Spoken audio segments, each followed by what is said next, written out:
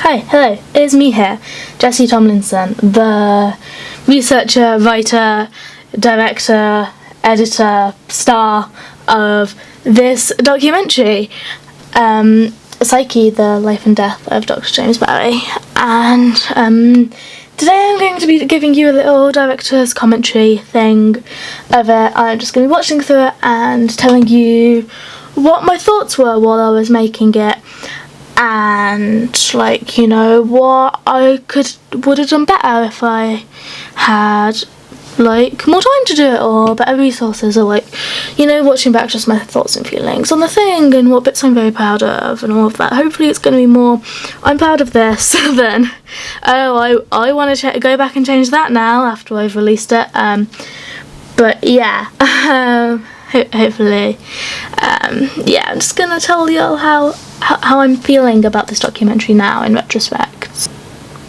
Right off the bat, the opening sequence title thing, the word psyche, I could not spell right, and when I put it up and it wasn't spelled right, and I was like, oh no, and I had to change it, and now just looking at it I'm like, oh god, that is spelled wrong. And then we come in, there was supposed to be like louder, more dramatic music in the opening title sequence as well, but I just couldn't get it to fit in right, really. Dr. James Barry was born circa, and then it goes into me, I'm kind of like a teacher. I hope that people get that watching it, is that it's a teacher giving like a queer history lesson about this guy. So like that was like the original idea, was like I always wanted it to be someone teaching you about this, because it's very like a history subject, something that you'd learn at school sort of thing. One of the first ever doctors to practice proper hygiene and improved care. Right, as I was filming this, I literally filmed like 2 sentences, 2 facts at a time, and then there'd be like about 5-10 minutes of me just looking at my notes, being like saying the next couple of phrases over and over and over again. So I had to cut loads out. And now we go to the interviews. I like these like walking in between shots. Had to add these like later on, because originally it was literally just going to be on me talking and no interviews, no walking around, and then I was like, that's too boring, I need to make it more like a documentary. That's my good friend Jess, and also him. I like them both. They're cool kids. Just kind of bored of him. That's Max, who was amazing and helped with a lot of cam work for this and followed me around while I was very stressed out. Basically, I just put just a few interview questions, basically just to make it feel more like a documentary and not just me lecturing you on my interests. So again, yeah, more talking about Dr. James Barry. It's basically just like a 101. I mean, like, he did do a lot more, but I just wanted to basically introduce the audience to like the concept of him, and then obviously, you know, you can go ahead and research like the complexities of who he was as a person and all that.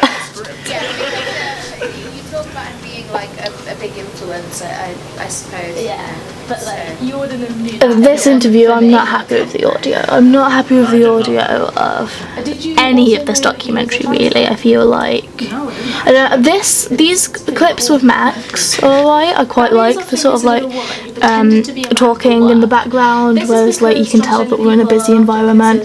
But the room where I'm doing the teacher act was like right next to the toilets. You can hear footsteps, you can hear the hand dryer going off all the time, and the room for the other interview, I was just like, there was a fan going on, it was all sorts of noise, and that interview is absolutely out of focus as well. The focus isn't great. You see how like the people's faces are kind of blurry. Yeah, I'd want to spend more time setting up and more time controlling my surroundings next time. You know, if I had free to express themselves. more time, better resources, like if I could have spent more time on it, if I had a way to, I would want to control the sound more. But obviously, you know, with it being like a college project and that, like, and I only really had those access to the people who I wanted to interview in college, so, you know, I did what I could, and, you know, just pulled them into a room to interview them, so I didn't have that much control, and obviously there's people walking past and that, but, you know, in retrospect I maybe could have found a quieter room or something, I don't know. It's just something that's come up in the media recently, like, quite a lot, but, like, there's got to be, like, trans people from ages ago. Anyway, back to Dr. James Barry. He was assigned female at birth and given the name Margaret Ann Bulkley. He wrote from a very young age about his desire to be male. When he was 19, he wrote... I am proud of this though. I think I like the flow of it, how it turned out. I think I found like good music to go in the background of it eventually, and I think I did quite a good job acting as the teacher and the interviewer guy. I really like the setup I had with like the pictures and the pride flags and the little like, whiteboard situation thing going on. I like feel like that turned out exactly how I wanted it to look. Like I had an image in my head of like me in a cardigan with my pen and my little setup behind me, and it ended up looking exactly how I wanted it to. And I am really proud of that. I want to improve the cuts. I want to learn how to like fade them better. There is definitely a tool on Premiere Pro that you can use to kind of fade talking in, but I didn't have chance to really learn how to use that. So I did just use jump cuts for the bits where I'm talking, and I think I could probably make it look a little bit more professional than it does jumping in between, like where I say something and then I'm saying something else. It does look a little bit just all stuck together, a little bit amateur there. So you see like there are like I jump about the screen a bit, but I suppose like I am just nitpicking here, but like, you know, obviously like if you're going to be analysing this, that is one of the first things you would point out. When he passed away, his body was examined and his birth sex was revealed. This was met with scandal. Since then, many people have wrote about him and more recently made documentaries on him. Sadly, it is hard to find any media that doesn't aggressively misgender him.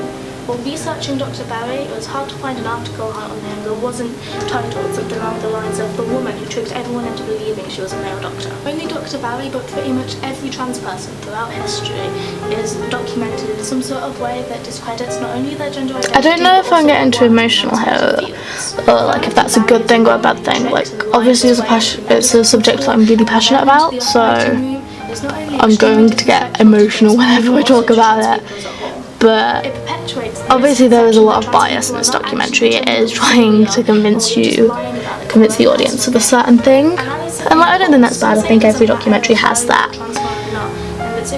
But you know, it is a very emotional piece. This documentary is like a huge passion project for me because, like, you know, I've loved Dr. James Barry. He's like inspired me and stuff. So I have always wanted to make something that like honours him in a way that, you know, other records of him haven't. So I think it comes across that I'm very passionate about this subject, just as I'm reading off the facts. As an act of violence against LGBTQ+ people in an attempt to erase their achievements.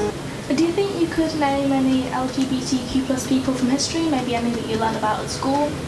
No, we didn't really learn about any figures in the LGBTQ community at school. It's sad really, because there's got such a rich history and I know it's there, but you just never learn about it. So, are there any LGBTQ+ people that you know from history? Maybe any that you learned William about Shakespeare.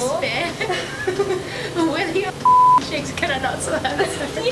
No, I can't. I learned how to like bleep out swear words specifically because I wanted to leave in that bit about how excited Jess was to talk about Shakespeare, because like only earlier that day had I told her that Shakespeare was attracted to men, and she was just so excited about that because like she'd recited some like Shakespeare, she'd done it as like an audition piece, and she was like, wow, I can't believe that's so cool. And like just her passion there, she was just like, so excited to talk about it again. And like she swore, and I was like, I had been scared for a while about learning how to edit, like how to bleep out swears, because I'm like, that's going to be so fiddly, and I'm not the best at like fiddly editing, but I'm very proud of myself for figuring it out for this, and I feel like I'm going to use that again. I am going to like deliberately make things with swears in so I can edit them out, because I know how to do that now, so I'm going to be utilising that.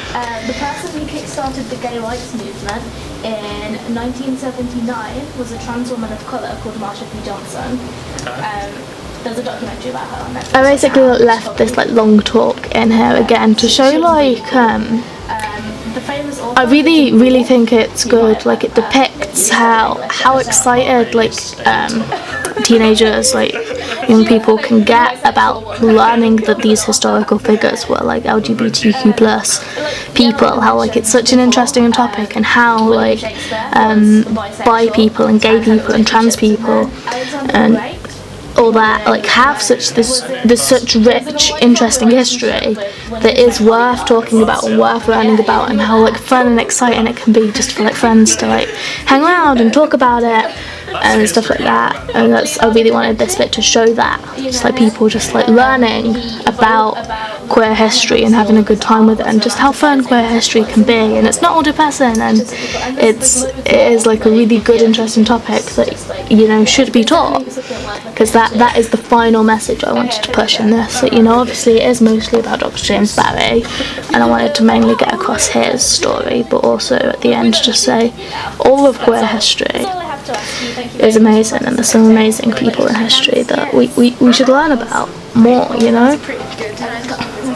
Then so I wanted to leave the handshakes in and like the little laugh that we had there, just, you know, to make it more human, I suppose. And then I've got this walking on the stairs shot, a bit like the camera's a bit shaky. I might handheld cam again, like it does look a little amateur. It's not, I don't mind the out of focus thing, I think that does work though. I managed to get the names coming up on the screen here, they're like synced with the peaks and the music quite well, and I was really proud of doing that. I felt like I was like editing the credits to like an Avengers film or something. It was really fun doing that bit.